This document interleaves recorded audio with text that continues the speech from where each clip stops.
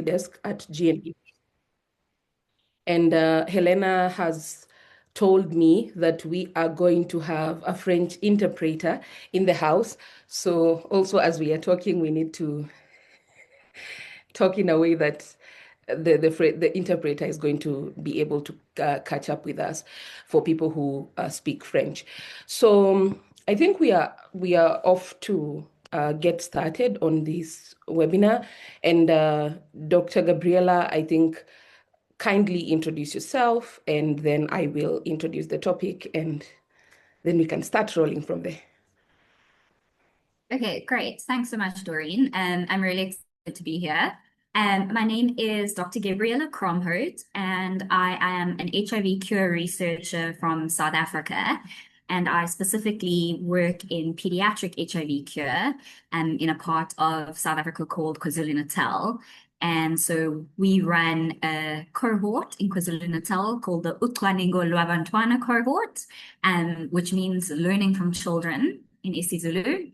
And this is a cohort of mothers and children where the children acquired HIV in utero. And we follow them pretty much from birth going forward. And our oldest kids are 11 this year. And the whole idea of the study is to be able to see whether early treatment can be used as a mechanism to help with cure. But I'll speak a little bit more about that later. But yeah, very excited to be here today. Thank you. Thank you so much, Dr. Gabriela. And I'm shocked that the children are 11 this year. Oh, okay. Nomonde, kindly introduce yourself, and then we go on from there. Hi, everybody. My name is Nomonde Ngema, and I am an HIV advocate. I'm also an HIV Cure Research advocate. And I put research there specifically because I think a lot of things get, lost in translation. If you don't put research, it's like, oh, is there a cure already? So I think that it's very important to put research all the time. And I am the Real Voice Fund Ambassador of South Africa. I serve as a youth advisory panelist at PATA as well. And I'm really pleased to be here. Thank you.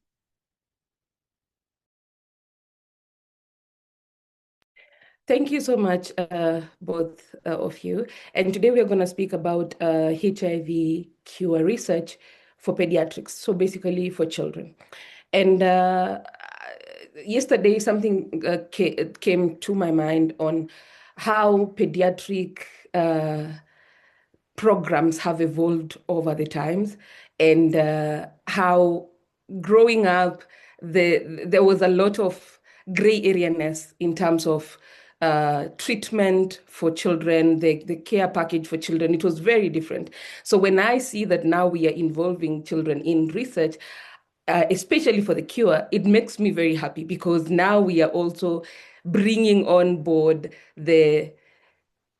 I don't know whether to call them individuals, but rather children, because they can't advocate for themselves. First of all, most of them they're young, and because they can't advocate for themselves, we have to speak out that we cannot leave this particular cohort of people behind, because when we do that, then it means we are not involving everybody. And I think that is also because part of this webinar says, where do PLHIVs come in? And along the way, a lot of things have changed, especially for the care package for treatment for children. So now I am very happy that even in cure conversations, in the HIV cure conversations, children are being involved and not being left behind, and that is such a beautiful thing on my end. It makes me very happy. So, Dr. Gabriela, I'm going to start with you, and this is just basically doing the groundwork. So, in pediatric HIV cure research, what is the most accurate goal today? Cure or sustained remission without antiretroviral therapy? Okay, so that's quite a complicated question, actually, and because it touches on something that, is yet to be properly defined, I think, in the HIV cure arena, and that's what cure is truly.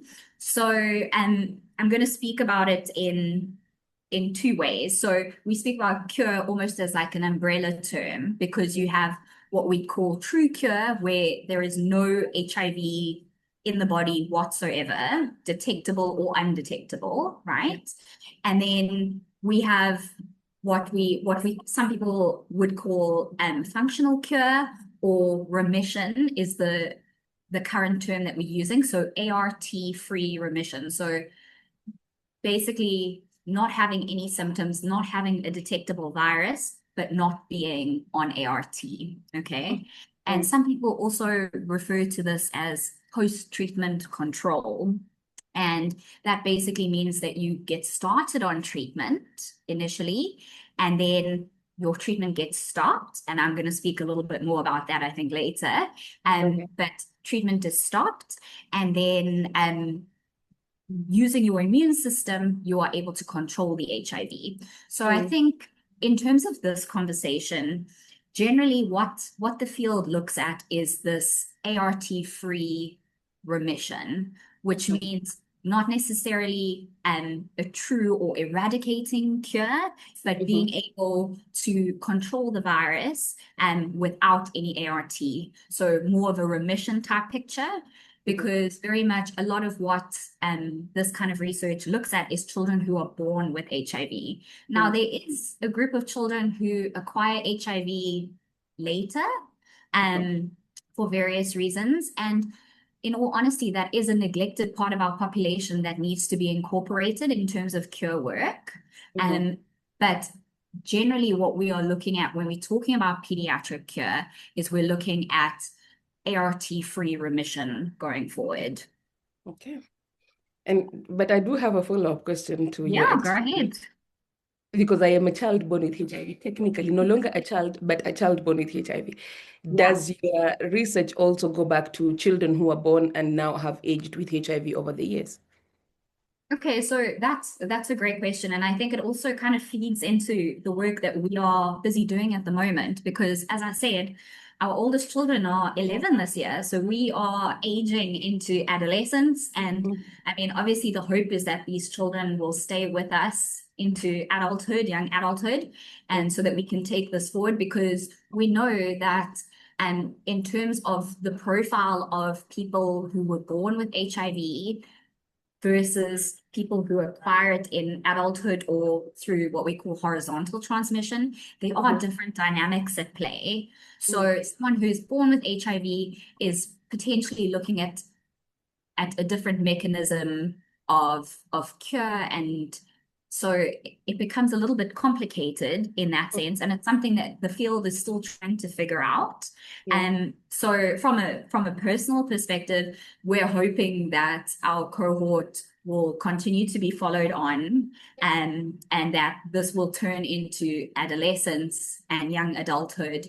Because I think the big thing is that, yes, we have this amazing treatment. People can live completely normal lives, and it's just a chronic illness. But the problem is you've got to take medication every day, right? And that's a huge burden. Like, it doesn't matter who says what. Yes, having this treatment is amazing, but to remember to take it every day and to have access to it is an issue. And so being able to remove that burden is something that we would all love to do. And I think people living with HIV would love that as well, right? And so that's why we're looking specifically at children, and there are also other aspects that make children unique, but I'm not going to go into that right now. Okay, thank you. Thank you so much, Dr. Gabi. And it truly is amazing how much life has changed. But I do agree with you that even though there is antiretroviral therapy now, the issue with access is still an issue. So just because it is available does not equal to it being accessible.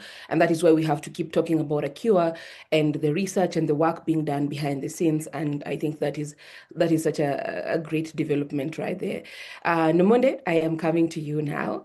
And from your perspective, as someone born with HIV, what impact does cure messaging have on young people living with HIV, both positive and also slightly harmful? That is what we call misconceptions. Okay. Thank you for that question, Doreen. From a scale of 1 to 10, how audible am I? Very audible. Oh, okay, great. So, thank you. You know, when I think about the cure conversation and how it started for me, right, is when I was a child and I was struggling with accepting my status, and it was really difficult. My family, sit me down because they were in the medical, field. So they sit me down and, we talk about HIV and, treatment, et cetera, et cetera. So one of the questions I had was, will I ever be cured? Like, will it ever be over? And we said, no, there's no cure. So I took that and I ran with it, that there's absolutely no cure. And so a year ago, I think was it 2 years ago, I see like an email where I was invited to this other HIV cure meeting. I'm like, what is this? Is this some cult? What is going on? My family said there's no such thing as, a cure that exists. So what's going on? However, when I got into that room, I was astonished because what was happening is we were being educated about what's going on behind the scenes, and that's something that, we don't usually have access to. And so I think that cure messaging carries a lot of emotional weight for people living with HIV. So on the positive side, it signals, scientific progress and affirms that our lives are worthy of long-term investment and that there are people looking out for us. There are people who value and, who take into account what we're feeling and the struggles that we go through. It also introduces the possibility of a future less burdened by HIV, by stigma, by medication, and also a lifelong clinical dependence. So for many young people, it's that it restores imagination. I remember when I, left that room, my imagination ran wild because I was like, oh, the possibilities are endless. It's so crazy, like the possibilities are endless. So I had that ability to envision a life beyond HIV, which is something that I was not able to do for a very long period. So the harmful side of it starts when hope is communicated without context. So young people will and can interpret cure research as something that is existing rather than experimental. A great example of that would be the FRESH study last year. A lot of people looked past the word trial and started saying things like, we have a cure in South Africa. And a lot of people wanted to come to South Africa for a cure. Not that, but anyways. So this can unintentionally weaken treatment adherence, and that's a bad thing because we don't want people to stop taking treatment or even feel like treatment is optional. So it's important that when we're communicating hope about a cure, it's important that we use the correct words. So a lot of the words that I see when articles come out is breakthrough. And as a young person living with HIV who does not want to take pills anymore, when I see breakthrough, that to me translates as an accessible outcome. I can now access a cure. And then when I realized, actually, this breakthrough doesn't mean that a cure is available, then there's a cycle of disappointments, right? And over time, this, inconsistency of, breakthrough, here's hope, and then there's no hope, and then it's very detrimental to the emotional and the mind of, a young person living with HIV. So I do think that it's important and very critical that cure messaging must be grounded in scientific honesty. I do think that the people who are writing these articles, as well those norm holders, should also be engaged because they are the ones who are reporting on this. So they are the ones who also should be held accountable on the type of words that they use when they are posting these articles. Because I understand that when you say something like a cure has been found or breakthrough, that article is going to trend. That article is going to make you sell. You're going to be top of your office, right? So I understand that, but it's very important that when we communicate cure research or anything about cure, anything about that hope, there's integrity in front all the time because there are people whose lives crave this thing. So it's not fair for them to be disappointed over and over again. So I think we're very deserving of honesty, like put the right word, HIV cure research, and another word instead of breakthrough or there's a cure or whatsoever. Yeah, thank you. Sorry, thank you so much, Nomonde. And I do hear you, especially when it comes to us communicating the HIV Cure. And I think it's also a conversation that we need to have also from the GNP Plus side on our Cure Desk, that we do communicate the cure. A lot of the information we see nowadays is based on the hope, the hype, and people just wanting that part of, can we find a cure already? Considering the fact that the HIV cure topic is a very controversial topic, because there is a section of people that believe we have a cure, and there's another section that knows for real we don't have a cure. It's still in research. And that is actually what the fresh study, when it came out, people did not really grasp the trial part. They just ran with this is it. And because for a very long time, some people have been told HIV does not have a cure, and you just have to take your ARVs for the rest of your life, because that is something we are told when we get into care and treatment. And now we hear about a HIV cure. In fact, last year, during the CROI conference, I did this series with researchers, and I was asking them how far are we with the cure and all that. And the part where we spoke about pediatric cure, I think that was the one video that went so viral, because people were like, why are we talking about children and not talking about the adults? So when the fresh study came out, it was now in adults, and then people were like, oh, okay, so even the adults are involved. So it's just that we keep having overlapping conversations without communicating in a clear, straightforward manner. And I think that is also something that we really, as advocates in our different capacities, we need to emphasize on that we don't have a cure. We are not communicating hope per se, but we are communicating what is happening. What we have now, what we are working with is this particular thing. And these are the trials currently going on. Because I think sometimes we also don't even talk about the trials going on in any way. And then when the results are published, that is when the people take up the articles and then they start running with them. And yeah, we end up with the fresh situation. And for people who don't know what the fresh study is, it is a study that was done in Durban, led by Professor Tumbi Ndungu and my other bestie, Dr. Krista.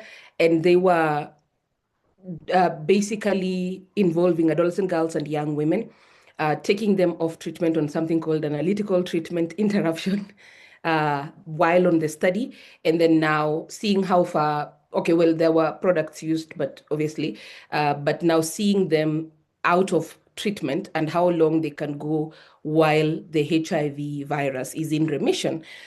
Some of the girls, the virus rebounded.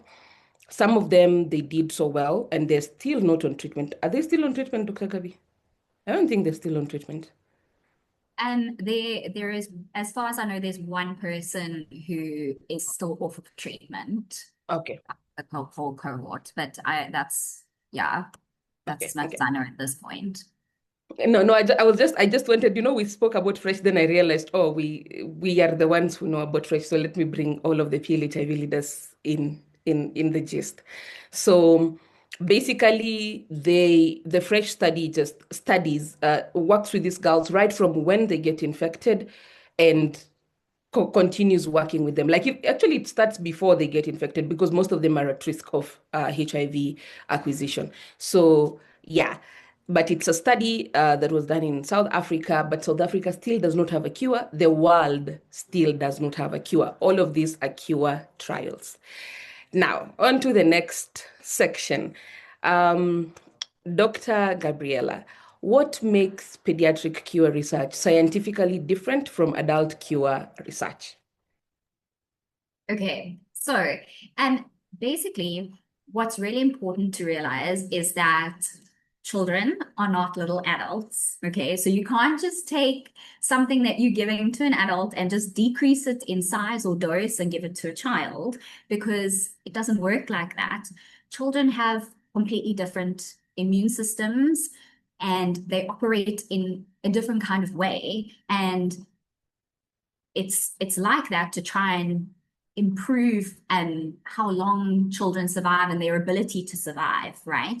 But unfortunately, that's something that HIV has also been able to target, is the functioning of the immune system. So if you think about children in the days before ART, where it was the what one would call the natural progression of the disease, right?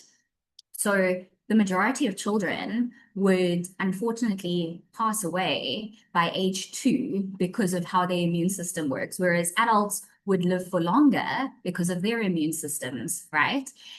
But what's really amazing is that if children are started on treatment early, that amazing immune system actually potentially sets them up to be able to be cured better and more easily. So those unique features of the immune system can be targeted for cure research, which is really, really exciting. And another thing to remember is that, so it's doses of medication that are different, responses to external factors, right? And then other things that's not necessarily what one would call kind of basic science, but in terms of, you know, the social aspects and the socio-behavioral aspects, children are at differing levels of maturity and developmental milestones, right? So they also, we have issues around disclosure of HIV status that's really important, and these children being able to have autonomy over their bodies when it comes to understanding why they're taking medication and why they are then also part of, for example, a cure trial. So disclosure is an issue, and understanding and assenting.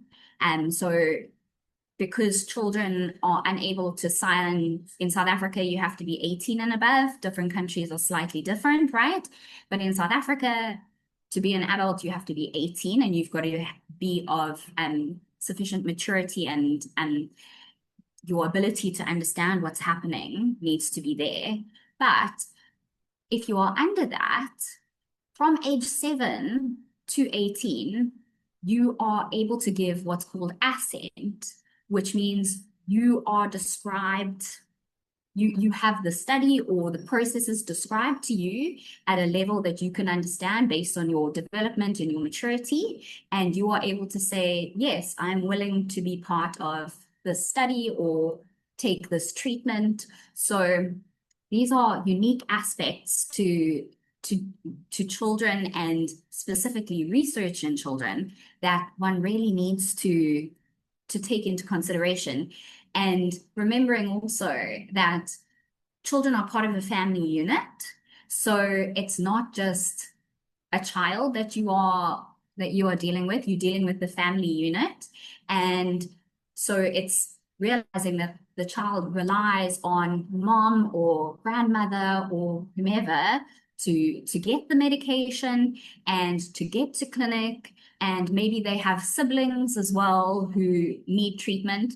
And so also being cognizant of the fact that it needs to be a family-friendly atmosphere and a family-friendly treatment environment as well. So I've spoken about quite a few things, but the main thing to realize is that children are not little adults, therefore have to be treated uniquely, but also have really exciting, unique advantages when it comes to possibilities for cure. Thank you so much, Dr. Gabi. And really the takeaway is children are not little adults. So we cannot half the dose and give it to children.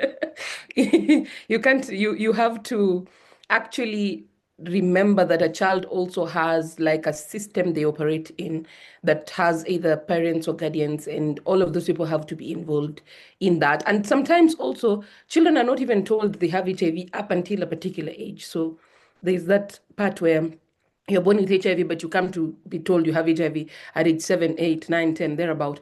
So really, I do agree with you. Nomonde, I'm coming back to you with communication again. When HIV Cure research is discussed publicly, what are some of the misunderstandings that you have seen in communities, and what should be communicated differently?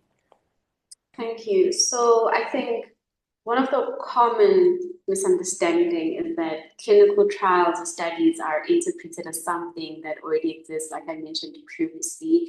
And I don't think that's a community flaw, right?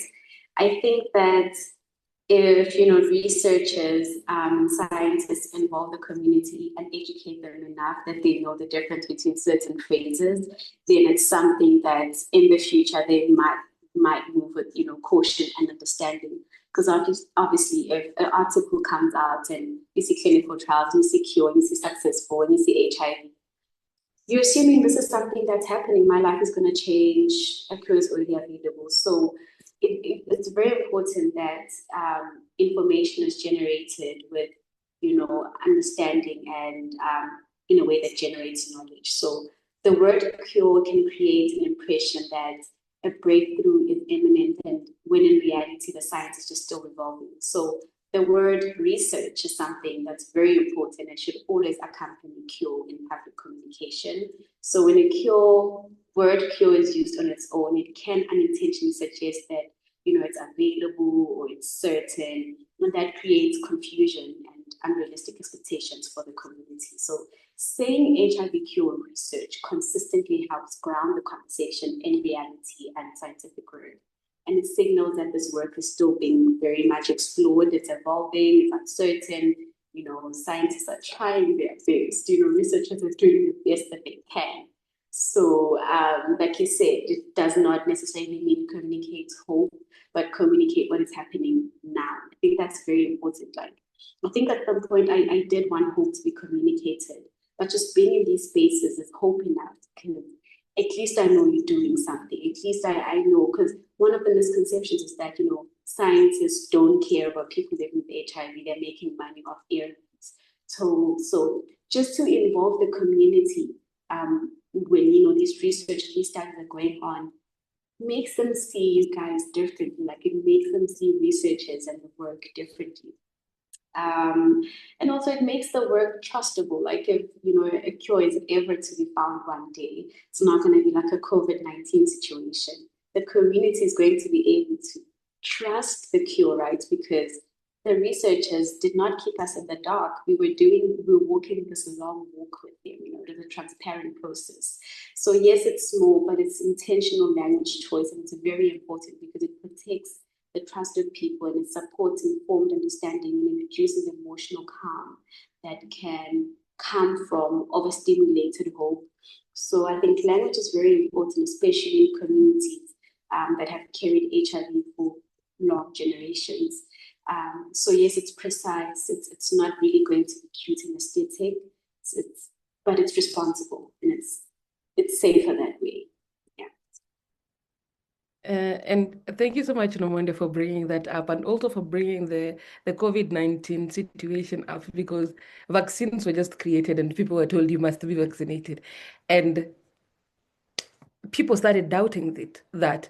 And I think over the years, in some, even just outside of HIV, in some of the research and trials of vaccines and stuffs that have been done, anything that does not have the community in mind is always taken very hype. Like people are always very skeptical. Do they want to wipe off the humanity from the world?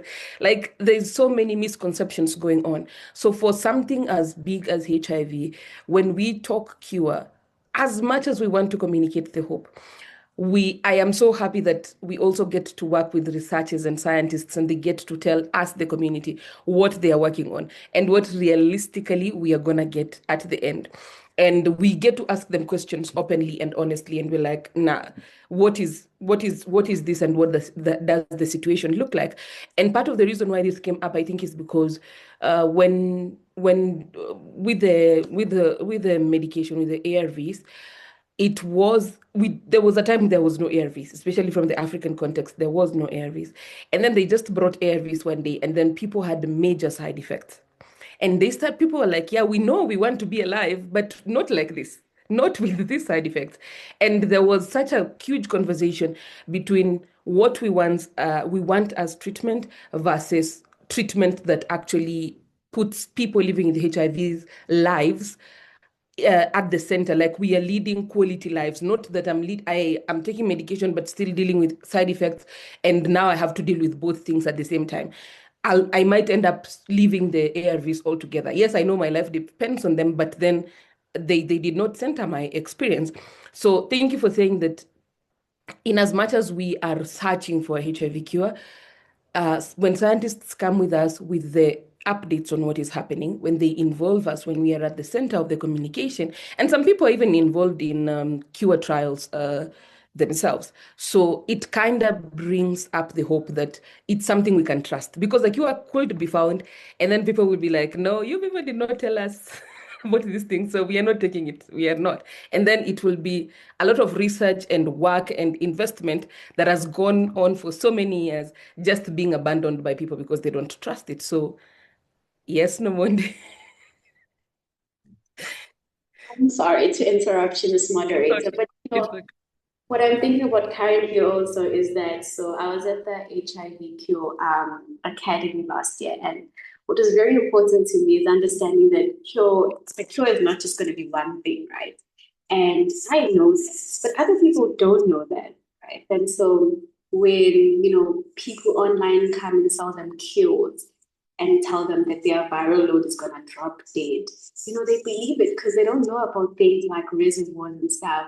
And that's why I think that it's important. Like, I think that it's very important to communicate the HIV cure, language. Like, there should be a toolkit or something that the general public can access so that they are able to just make these informed decisions on their own, because they are vulnerable and there are opportunities, out there who are always ready to exploit vulnerable people. So I think that it's very important that as well as we go forward in talking about HIV cure research, that the general public, even though they won't always have a webinar on their labs, they have some sort of guide that, they have an answer to my question. And this is informing me, this has this definition, and this has access to this. And it's just right there. They can use it anytime they need it. Yeah. That is I agree with you on that, Nomonde. And I do also agree with the fact that a cure is not one thing. There are different strategies currently ongoing. Except we unpacked that in the last webinar, and because also time is, yeah. So, but there are different strategies going on. Except we know that the people who've been cured so far, the 9 people who globally been cured, most of them were from a stem cell transplant. And stem cell transplants are not an easy procedure. You just don't walk in and walk out, you're cured. No, it does not work like that. Except that is how a lot of people interpret the cure, that it's just going to be injected once like this and then you're out. Or you're going to, like, it is really a lot of people actually do associate a cure with some sort of injection. So we also, as we communicate, I think we also need to unpack the fact that there are different strategies. Some of them are not practical to work with, especially the stem cell transplant, because it's very expensive.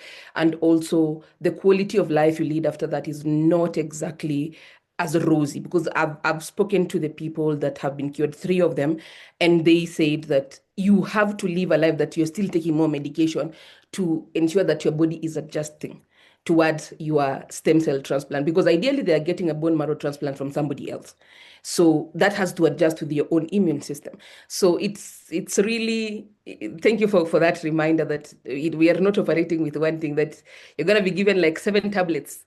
After 7 days, you are cured, you can walk away. So that is not what is going to happen. It's different strategies that are being explored, and we need to work with that. Dr. Gabi. Uh, oh, and to everybody who has joined us, thank you so much. If you have any questions so far where we've reached, please put them in the Q&A, but we're going to have like a Q&A section at the very end. So kindly put them in the Q&A box, and then Dr. Gabi and the amazing Nomonde are going to answer us at the end. Dr. Gabi, why does early diagnosis and early antiretroviral therapy in infants matter so much for cure-related outcomes? Okay, so one of the things that's also different when we're talking about children living with HIV, and specifically children who are born with HIV, is that we have an idea of when they acquired the HIV, right? So we are able to start treatment very early. And this brings us back to the conversation about the reservoir. So I'm going to just do a small analogy in terms of what the reservoir is for some of the people who might not be familiar with the term.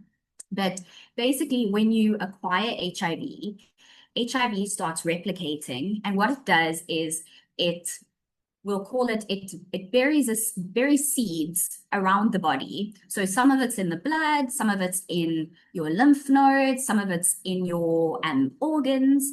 And the idea is that these seeds, once you start taking therapy, they sit dormant, they do nothing, they're just sitting there. But as soon as someone stops the treatment,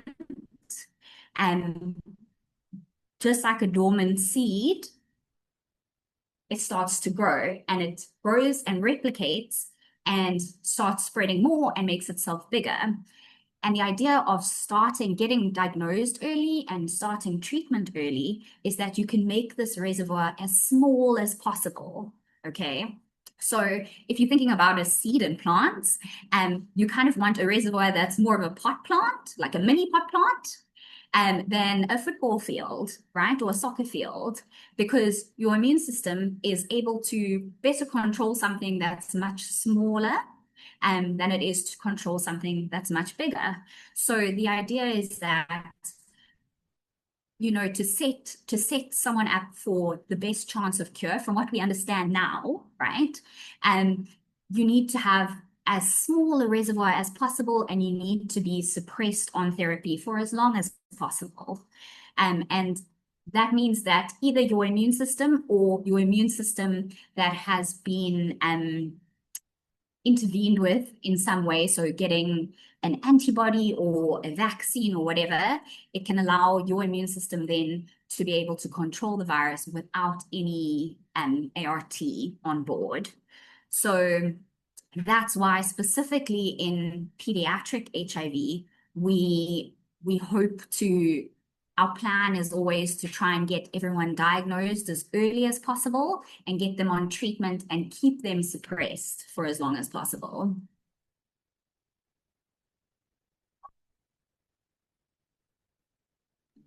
Sorry, I was struggling with the meeting thing.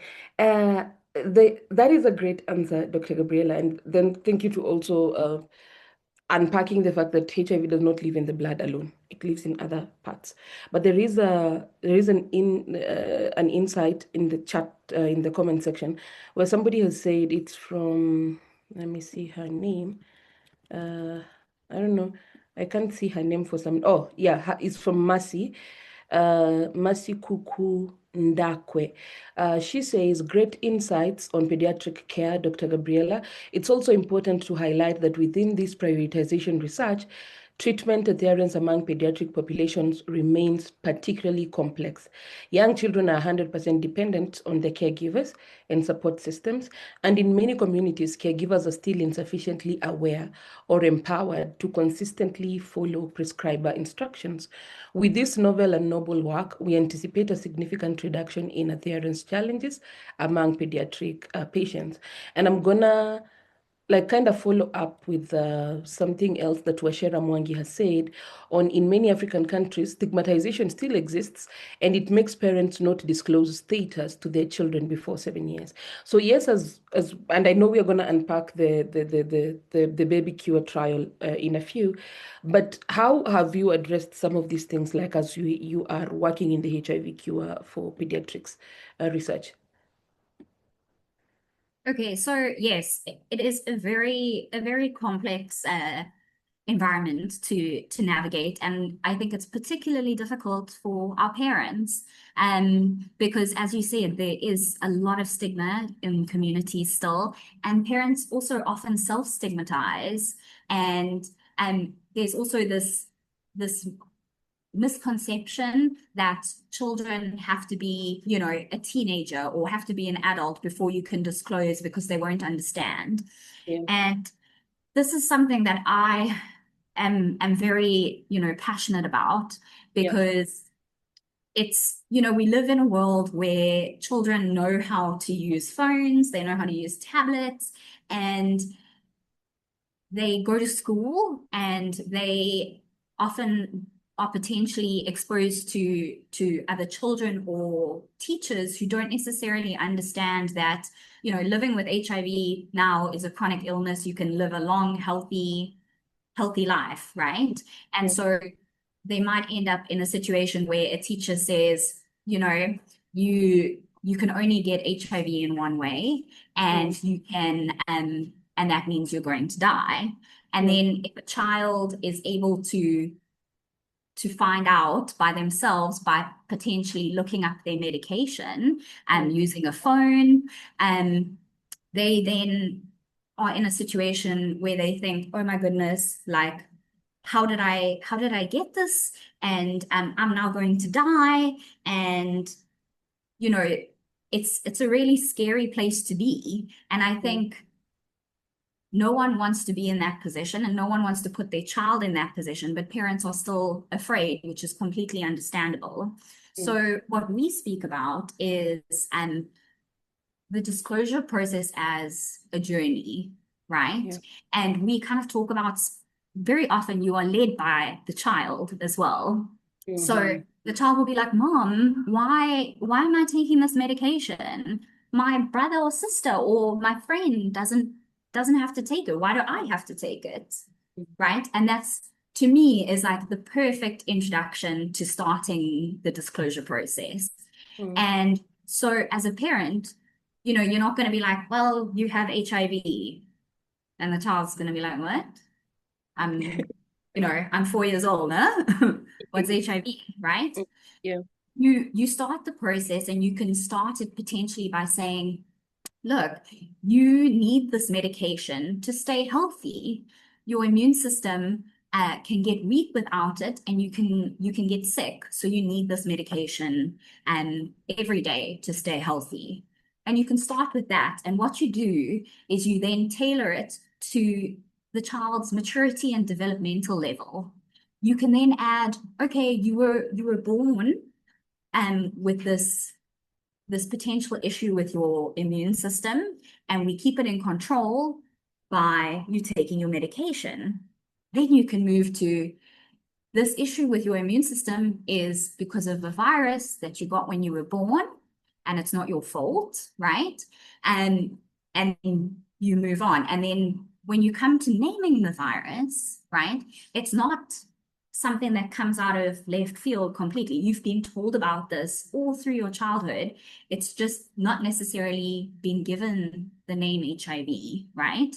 And then when you come to naming it, it's not this huge stigmatized issue. It's something that the child knows about already in different developmental stages. So while it's something that's difficult, right, it's something that clinic teams and your study teams can really make a really beautiful contribution to helping parents do this, right? And it's also, what we've been doing in our kids, because obviously as they have been starting to age, parents are worried about this disclosure issue, and some of their kids are undisclosed, some are partially disclosed. And so giving an environment like a support group where moms of children living with HIV are able to talk about ways that they have facilitated the disclosure process and the things that they're finding particularly difficult, I think is really important. So having this psychosocial support is really, really important for parents, right? But also for the children. And as they age, for them to also be in support groups with their peers and, things that they maybe misunderstand and can chat about, and to have a facilitator who is then able to talk them through it. So yeah, that was quite a long answer around what you asked, Doreen, but I think it's really important to realize what a complex issue this is and how easy it is to self-stigmatize in these situations, especially as the parents, and then in turn the children. And so I think making that process a stepwise thing and a journey, and having it beautifully supported is ideal, because no one wants to be in a situation where a child becomes a teenager and you're dealing with the hormones of being a teenager, and then you find out you have HIV and you feel like your parents have been lying to you. And so it's about, making the child feel safe and explaining that this is a chronic illness that can be managed. But it's all about, ensuring the child feels safe and supported, and the families feel safe and supported. And really, truly, pediatric care for children born with HIV is such a complex issue, because ideally you're dealing with a parent who might be self-stigmatizing themselves, and then they have to take care of a child who was also born with HIV, and then now it becomes so complex to even tell them, because I'm even seeing in the Q&A section people are asking what is the right age to disclose what. But the thing is, children at some point do ask, why am I taking medication when my brother is not taking medication? They're taught in school about things around HIV, except sometimes the education comes in a more misinformed point of view. And then now the longer you wait, the more complicated the process becomes. So I do agree with you on, when they start asking the questions, start introducing the topic, then it kind of becomes a little bit easier. And it's true, disclosure is a journey. It's not a destination. You have to work with it at different stages of this child, because a preteen is not the same as a teenager, and it's not the same as a child, and it's just a whole process around that. And your time is going. Time is going, but Dr. Gabriela, I want us to jump straight into the baby cure cohort. You have mentioned about them turning 11 this year. What is the baby cure cohort, first of all? Or what exactly is it designed to learn? And what are the key questions what is the key question it is trying to answer? I know ideally it is, at the end of it, getting a cure for babies, or rather for children born with HIV, but unpack it for us in not so many words.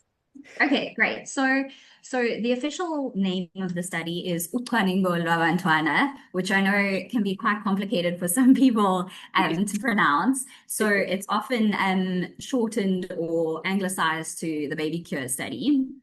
But in isiZulu, it means learning from children. And the idea of the cohort is that it was set up originally in response to the Mississippi baby case.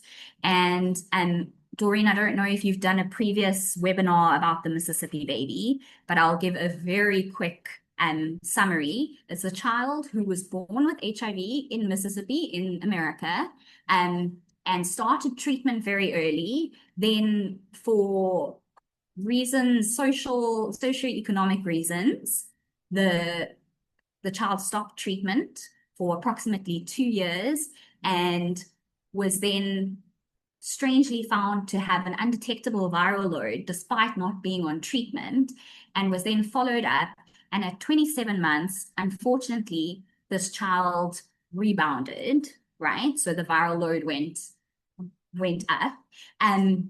But what this case provided for us was the idea that, first of all, because these children can be diagnosed and started on treatment early, their reservoirs can be small, which means that potentially it's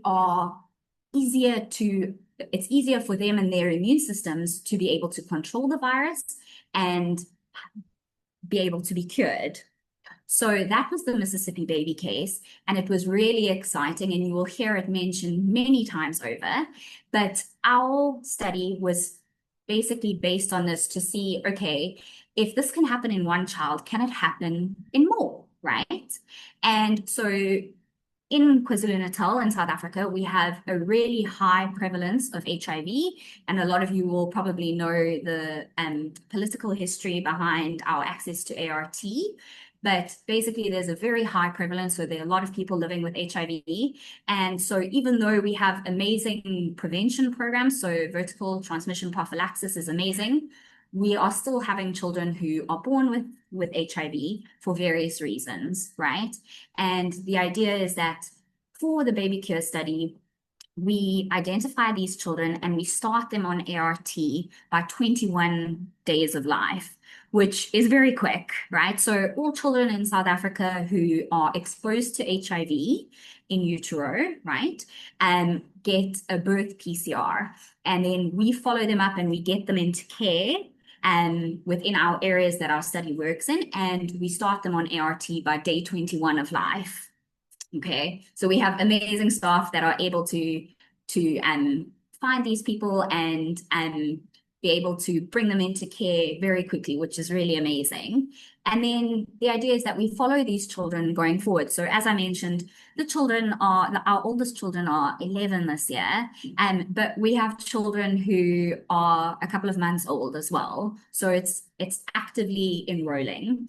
And what we did find was that there were 5 boys who were able to control the virus using only their immune systems, because they actually went off of therapy without us knowing, but the viral load remained suppressed.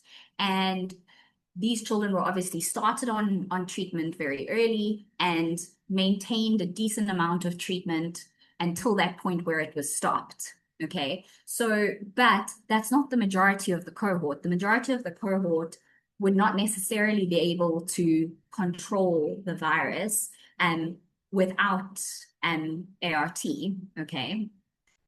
But the idea is that we see what factors are involved in terms of those particular 5 boys and what made them unique and their immune systems and the viruses that were transmitted to them. So yes, it was HIV, but HIV can be different. Like you and I might have red hair, you have brown or black hair, right? So viruses can be slightly different. And so we were able to identify some very interesting sex differences there that can then be used to target the rest of the population going forward. So we've been running an ATI study, which is an analytical treatment interruption study. And I think, Doreen, do you want me to speak about this now, or would you like me to speak about it later? I can't hear you. Oh, sorry. Later, because we have a Okay. section for that, right? Yeah. Okay, no, that's perfect. But the idea is that for this particular study, it was to see what kind of a role early treatment can play in facilitating cure in children going forward. And then we are building onto that to increase the number of interventions focused on HIV cure in children. So I'll stop there, but that's the basis of the cohort itself. And we are based in KwaZulu-Natal and across 4 sites, and we have approximately 350 mother-child pairs who have been enrolled in the last 11 years. So yeah, a really incredible cohort. Thank you so much, Dr. Gabby, and thank you for the amazing work you're doing in KwaZulu-Natal. I hope it gets to replicate across Africa, because we need that. Because ideally, even though in 2026, children are really not supposed to be born with HIV, but it's still a reality that children are still being born with HIV, and we cannot leave them behind. Nomonde, I am coming back to you, and I want to ask you, as a HIV cure advocate, what does meaningful PLHIV involvement look like in HIV cure trials, such as the Baby Cure trial, that is from community consultation to real decision-making power? I missed you, Doreen. Hey. Hi, Nomonde. Okay. No, I heard you. I'm saying Okay. I missed you. So, meaningful involvement of people living with HIV must move beyond symbolic consultation and stewardship of the research process. So from the earliest stages, including youth and caregivers should be mandatory in shaping study priorities and protocols, ensuring that the research questions align not only with scientific curiosity, but with community realities.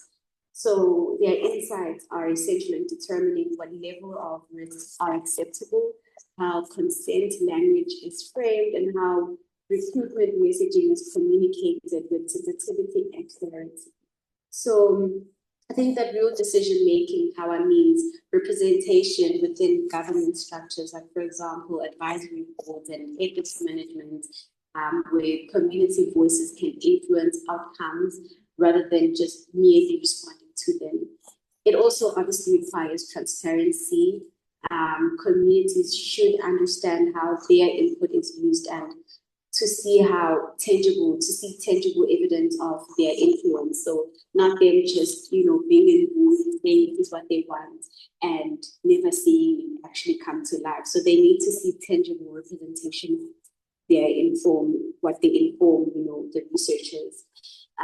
So what's equally important as well is investment in capacity building so that people living with HIV, those representatives can participate confidently in these technical spaces. Because, for example, they might not be scientists, they might not have any medical background, so they might not know exactly, what's going on scientifically. But if they're capacitated enough, then they have, a certain level of understanding, which I think, having been in one of the, having participated in the academy, I can say that I had exposure to really great researchers and scientists who, regardless of how complex it was scientifically, they were able to bring it down to my level of understanding and be able to now understand it, and I'm able to better translate it to other young people, right? So I think that's important. So, because then if I understand better, I'm able to ask questions, right? And that's what we want. So it needs to be grounded in partnership rather than, one getting something. We're both getting something out of it. So it needs to be a partnership. And it needs to reflect a shift from conducting research on people living with HIV to doing that research with them and recognizing that scientific progress is more stronger when it is informed by lived experience and the very, very community that it aims to serve.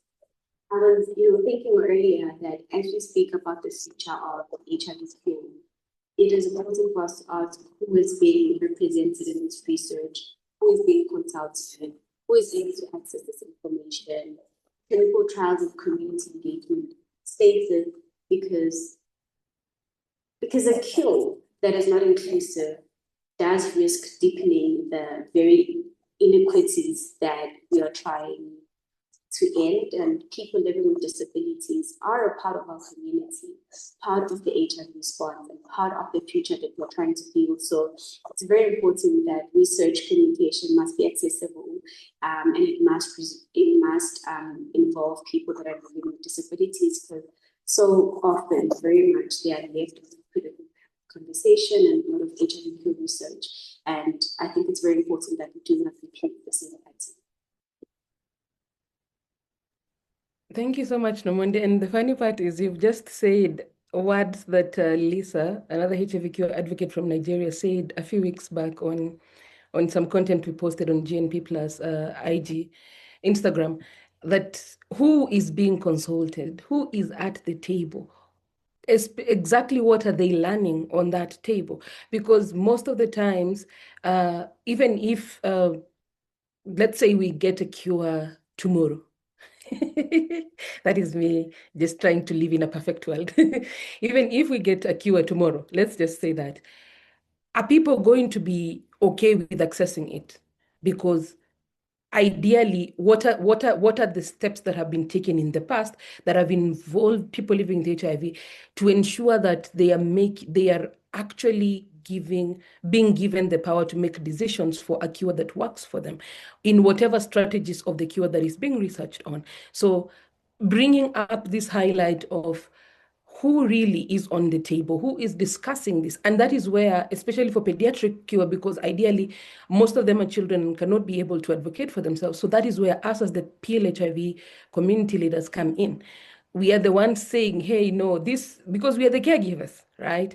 We are the guardians and we are the parents, and we need to be at the table. And Dr. Gabi said that they have mother and child pairings, because it is more of a collective responsibility for us to, as we are chattering and communicating and researching, then we are bringing the most the most important people on the table who are the recipients of this cure in the end. Dr. Gabi, I am coming back to you again, and we have very few minutes, and I have very many questions, and I hear there are people in the Q&A comment, and there are people with their hands up. Oh Lord. Okay.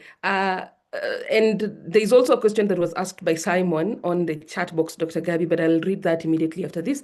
So, what ethical safeguards are central to baby cure research, given the involvement of infants and caregivers? And then Simon says, okay. Simon says, why have I lost that question? Yeah, okay. It's a lesson around it's Samuel Nyoni. Samuel says, what were the lessons learned around the 5 boys that managed to control their viral load? Just excited to know. Otherwise, these are good trials, Dr. Gabriela. Okay, so let me start with your question around ethical safeguards, right? And so any work in children is highly policed because children are a vulnerable population, right?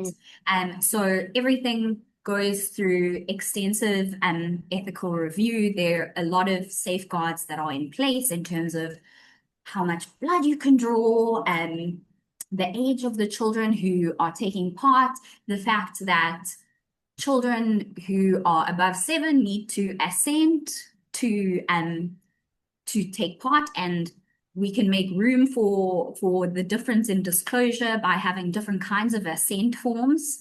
And so an example is we have an undisclosed assent form where it's a child living with HIV, but they don't know that. And so you tailor the assent form in their language of choice or their home language, so that they understand we're going to draw blood on them, for example, and we're going to see them once a week, as an example, and they could give permission for us to do that, but without us mentioning the word HIV. Whereas there might then be a child who is completely disclosed, and they will have an assent form that is for a fully disclosed person, which will say, we will measure your HIV viral load once a week. And I think ensuring that you have this maneuverability, because we're all different as human beings and our understandings and our journeys towards, for example, disclosure are different, but also ensuring that we are responsible in the sense of having a plan for future disclosure in those children who are either undisclosed or partially disclosed is really important, because you cannot responsibly conduct research and then obviously not take into consideration the child and where they need to be in terms of their understanding and their autonomy. And so that's something ethically that we kind of work with, and we've made ways to make it more flexible in terms of for families, but still ensuring that they are completely informed by the necessary age that they need to be. So that's one of the issues in terms of interventions, for example, antibodies and that kind of thing. There's a lot of red tape there as well. And generally products are tested in adults before they are tested in children. And while in certain respects that's great for safety, remember that children are not little adults. So again, we can't just copy paste, make smaller, right? So the importance of including children in this kind of research is paramount. But the people who do this kind of research are incredibly passionate about children and really care about children's well-being. And so that with the ethical and safety boards that are in place, I think these are incredibly safely and well-run studies, and they are completely ethically governed and gone through with the fine-tooth comb. Irene is asking a very interesting question. Yeah. Are there any risks of exploitation or unintended harm? If so, how are they minimized? So, I mean, I think that's something that one has to answer in any kind of research, right? Yeah. And part of research and what's called good clinical practice is that you have to prove that you are not exposing someone participating to any undue risk or harm, right? And you are not exploiting people. And so again, the whole way that research is set up and is internationally governed is that it does these things. So you've got to be very careful with how you word things, how you implement things to ensure that you are doing the best and avoiding risk for every person that you see, and that you are not incentivizing anyone to take part in a trial for monetary gain. That is not at all something that is possible to do, right? Ethically or legally. And so those kinds of things, what a lot of people might not necessarily understand is that, you know, just to get a trial you know, into being, it goes through rigorous follow-up and questions and back and forth. And, you know, we have, in our case and in a lot of cases, we have these amazing community advisory boards, because not just from an ethical perspective, right, but from a contextual perspective, there are also issues that are important. And within different communities, even within KwaZulu-Natal, we have sites in different places, and there might be a cultural group or a religious group that's more predominant in one area, and a certain way of phrasing things might not necessarily be appropriate for that kind of group. So it really does take a whole team of people to ensure that this research is, you know, safe and good and appropriate and contextually significant as well. Thank you so much for explaining that, because ideally, considering that these are children, most of the times with a lot of chat around different trials for, especially in medicine, it becomes such a thin line when it comes to ethics. So thank you so much for like having so much consideration around the society, the social norms that exist in your, because obviously this has been done in KwaZulu-Natal. So the social norms that are being, that you have experienced within that community and what you need to do. And that is really amazing. And we also have very few minutes before we round off this discussion to open the Q&A. So let me go to Nomonde and ask a question about Nomonde, from your lived experience lens. What protections must exist so caregivers and children are not harmed socially, for example, through forced disclosure, stigma, the whole shebang? Thanks, Doreen. So sadly, I can't turn on my camera at this moment, but I will respond. So in the interest of time, I think that from a lived experience perspective, protection must extend beyond clinical safety and those measurements just to include social and emotional well-being. Participation in cure research should never expose caregivers or children to unintended harm, like, you know, forced disclosures we're just talking about now. And first, privacy must be protected, hardly. Study processes, including recruitment and visits, scheduling, and all those things must be designed in such a way that they do not accidentally reveal a child's HIV status within their circle, their community, schools, or whatever. And so there must be a neutral engagement pathway that can help safeguard privacy. And secondly, consent must be both informed and pressure-free. Caregivers and, you know, adolescents should feel genuinely able to decline or withdraw without fear that it will, you know, affect their access to care or their relationship with the healthcare providers. Because I think that's important, that they feel that when they do something, it's because they genuinely want to do it. And this obviously will require clear communication and an ongoing conversation of consent, rather than a once-off agreement conversation. It needs to be a journey. Like, this is something we come back to all the time. I also think that it's important to involve psychosocial supports because Cure Research can surface complex emotions for caregivers, like guilt, like enforcing their own values onto this process. Like, I feel so guilty that I could not protect you enough, and now you're living with HIV, and now I'm putting you through this, and just to ease my own guilt. So it's very important that everybody enters this with a sound mind. And I think it's also important that the children, as they grow, they go through the psychosocial, support, so that when there are disappointments along the way, they are met with so much understanding and support. So it's very important to provide access to counseling or support system, acknowledging that these realities will help families navigate participation with, more confidence. So researchers should also anticipate these dynamics, these blame dynamics, particularly, mothers who are often unfairly burdened by societal narratives around transmission. So messaging must avoid language that can, accidentally reinforce those harms.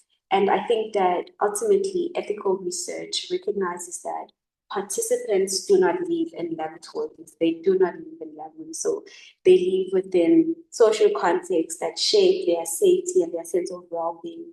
So there must be strong protection systems that signal integrity and ensure that the pursuit of scientific progress does not come at the cost of the families that they aim to serve. Thank you. Oh, thank you so much, Nomonde, for unpacking that very beautifully and for remembering that caregivers also hold a very important role, and a very heavy one sometimes, that they have to carry, and sometimes they have to do it like they don't have a choice. They just have to show up. So thank you for bringing the fact up that they need to be remembered, that scientists need to have also conversations with them as well. And I want to, yeah, oh, time management. Okay, so Dr. Gabi, I want you to do a very brief description of the Azapile. Is it Azapile study? That one, the ATI study. Hey, the names. Yes. Azapile. Yes, I am right. Azapile, yes. Yeah, Yes. you were correct. You were correct. So Azapile means to live a long life, to live a good life. And so this study is a sub-study within our Baby Cure cohort. And so these are all children from the Baby Cure cohort who fulfill very specific criteria and were able to be started on an ATI. So ATI is a term that you will hear thrown around quite a lot, particularly in the HIV cure world, and stands for analytical treatment interruption. So that's basically a fancy way of saying that people who have been on treatment, right, under the guidance of their doctor within a research setting, and their treatment is stopped, and these people are monitored very, very closely. And then there are certain criteria that prompt a restart of ART, right? There's certain criteria that mean you can continue off of ART going forward. And this is an ATI is the way that we test whether someone has been cured or whether they are able to go into ART-free remission. And at the moment, we have no biomarkers. There's no blood test that we can take and say, you are going to be able to be cured, you aren't. So the only way we can test this is using an analytical treatment interruption. So for us, with Azapile, these are children who started treatment very early, so within 21 days, most of them within 11 days of life, right? And they have maintained adherence going forward, right? So they have gone 5+ years of being beautifully adherent, undetectable viral loads, and we are able to see that the immune systems are normal for age in terms of the factors that we measure, like our CD4 count, our CD8 count. And then the viral load is undetectable, and we're unable to pick up bits of kind of indicators of the reservoir, okay? Yeah. And so what we do then is, after the guardian and the child has provided consent and assent, and we've spoken them through the process, we stop the treatment and we then follow them up. And that includes them being able to message our team at any time of day, like if the child starts having a snotty nose or anything like that, right? And so there are certain things where we will start treatment again immediately if it happens, and that's when the viral load is detectable at a certain level, or if the child is incredibly ill or develops any kind of TB or other kinds of diseases like that. But the idea is to see if these children, because they have small reservoirs and they are have been really adherent to treatment, if their immune systems can control HIV without any ART on board, and what that means going forward. So that's what As a PLHIV is about. And we're really excited. I am going to be presenting some of those results at CROI this year. So very excited about that. And the idea is that we can understand a bit better how we can target certain parts of HIV and the immune system to better be able to cure people going forward. And yeah, to then use interventions, right? Such as the antibodies. And another exciting result that's going to be announced is from the Tutelo Plus study, which is also a children's study based in Botswana. So also look out for some of those results, which will be announced at CORE as well. So really exciting stuff for pediatric HIV cure work coming through. And very excited that it's coming from Africa, because for a very long time, as a continent that carries the highest burden of the HIV epidemic, we have been left behind. So I am very happy that the research is also centering the continent as well. So I am looking forward to that at CROI. Nomonde, I want you to close this up for us. And if you have a question, I'm going to give like 3 people only time for questions. So please raise your hand, and then I'm going to give you the mic in less than 1 minute. So Nomonde, as we close up this discussion, what is the one commitment that you want researchers and funders to carry forward to ensure that people living with HIV remain at the center of the HIV cure work?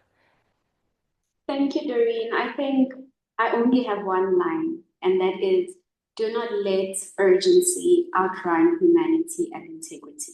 Thank you. Thank you so much, Nomonde. And indeed, it is taking a scenic route, but we will reach there. So thank you so much. Sitaisi Aoko, your hand is up.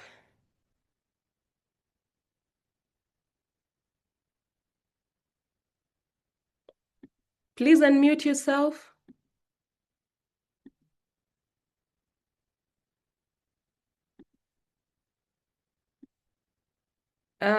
Stacy? Okay, I can't seem to hear her. So anybody else with a question? Okay. Oh. Can you now hear me? Yes. Okay, thank you for having such webinar to bring us together. And I think it has just happened that I raised my hand. Yeah, I'm sorry. No problem. Okay. Irene, I see your hand is up. Please unmute yourself.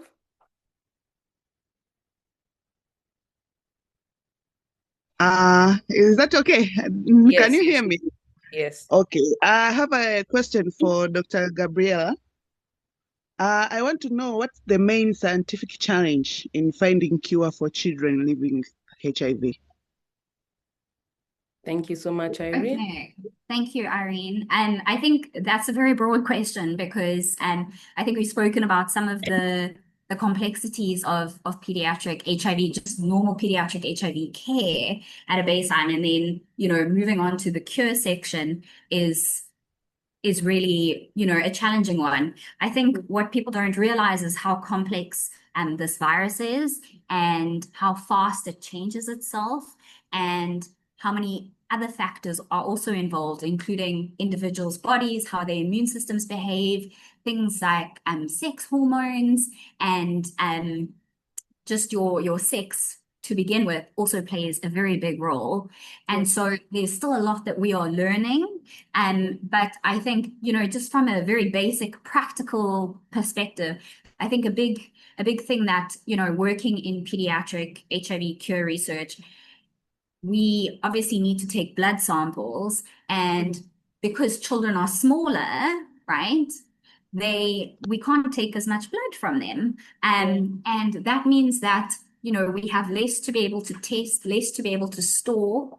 And the importance of storing samples is the fact that, in future, maybe there will be some amazing test that gets invented that can say, you can cure your HIV like this, or this is how we see how this works in you. So it's really important to have these samples. And I think, a lot of communities get very scared when they think about blood drawing, and they're like, what are you doing with this blood? This seems like a lot. And when you actually measure it out in, for example, a tablespoon format, it's not that much. But when you're looking at it in tubes, you can understand why people get afraid. But I think a big thing is that we have such small volumes to work with compared to adults, and yet there's still such amazing work being done. So I think that that's one of the challenges, just on a very practical level, that we deal with. And something that also is important for communities to understand, that we're not doing anything funny with this blood. It's all very strictly ethically protected, and it's being used to further the cure agenda. So, and it is fully consented to. And thank you for the reassurance, because one thing about the cure research is people are always questioning it. And I'm gonna take one last question, but this is from the Q&A. And then Florence, our GNP Plus co-ED, is going to give us closing remarks.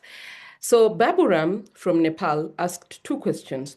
The first one is, what about long-acting ART that may develop in the near future? Will it be available for children who perinatally acquired HIV? Is there any progress that has been made on long-acting ART? And then they proceeded to say, what if people do not want to be cured, even if cure emerged maybe tomorrow, especially young people or adults who perinatally acquired HIV? So, yeah. Okay, so let me start on the second question first. So I don't think cure would ever be pushed onto anyone.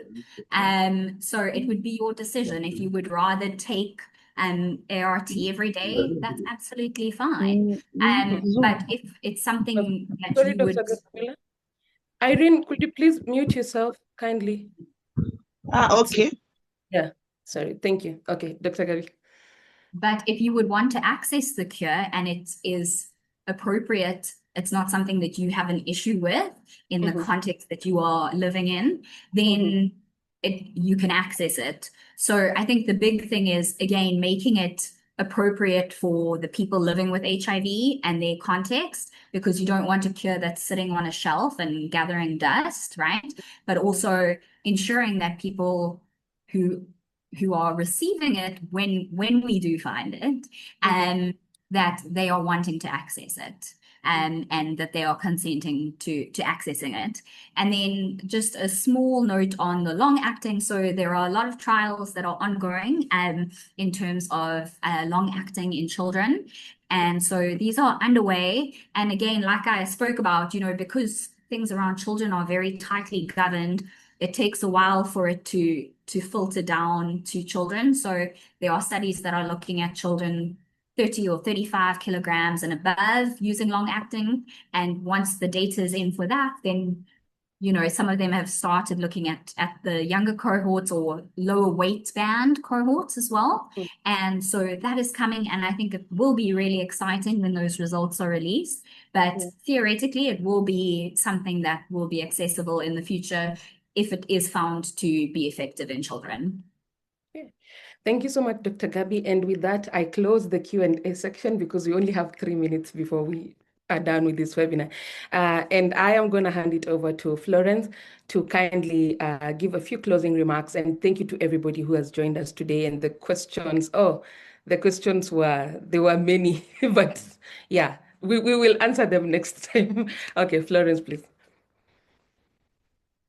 Indeed, I believe this has been a very, very, I would be remiss not to mention how educative this session has been. I came in curious. I have learned a lot. I want to start by thanking so much Dr. Gabi and Nomonde for your honest and very extensive sharing of what you know, what's going on. I don't think I have had even an imagined reality that there's cure research that is involving children. And I believe many people who joined this call, almost over 75 of them that stayed through to the hour, to the end of the first hour, the curiosity looking at the flyer brought us all here, and you have done this service. Thank you, Doreen, because I don't know if we would have known of this conversation or what's going on with Dr. Gabriela and all the knowledge and the experience that Nomonde brings here.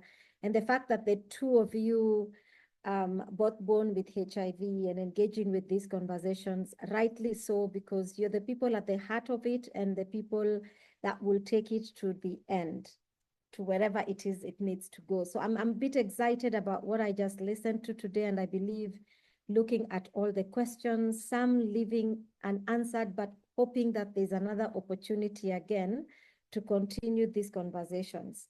I want to end today with something we put on our social media, which is to thank all the people living with HIV leaders who continue to come in this space and ask questions and engage with us and ensure that as we do our best to open up the space and to close the link between research and policy and us as people, that there's a lot of conversations happening to build trust, to build community awareness early in advance, that we are all working together. So thank you to everyone who's joined this call from every facet of the HIV response. You may be a donor, you may be a researcher, you may be a policy maker, you may be all of the three, but also as a community person with your insights, your lived experience, and your opportunity to do advocacy. We couldn't have done this without you. And of course, thanks to all the HIV Cure researchers, particular thanks to the 315 moms and their children pair in your study, Dr. Gabi. I hope you pass our love to them.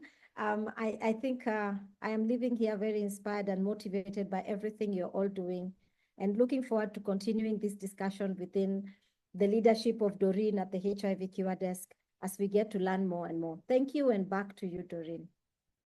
Thank you so much, Flo, and thank you so much, Dr. Gabi and Nomonde, and everybody who has asked questions. These are ongoing conversations that we will keep having, because we need people living with HIV, we need policymakers, we need researchers, we need all implementers to really understand where the conversation is at. We all need to be on the table. For a very long time, we keep saying, but these people are not on the table. These other type of people are not on the table. But it is time for us to have that conversation. And thanks to GNP Plus for also creating these PLHIV leaders convenings every month to ensure that people living with HIV, PLHIV leaders as well, are on the table. They are informed and they know what is happening, and they can be able to have decision-making power in the different spaces that we are at. So yes, I am seeing a question so much around the recording being available. Yes, it will be available. It was a recorded conversation. So thank you to everybody else. Have a lovely rest of the day, morning, night, wherever you're joining us from. Until next time, we are having another conversation again on the HIV Cure research, specifically for women next month. So please be register, and we are going to share the details on the GNP Plus social media networks. Bye-bye, everybody. Thanks so much, guys. Bye.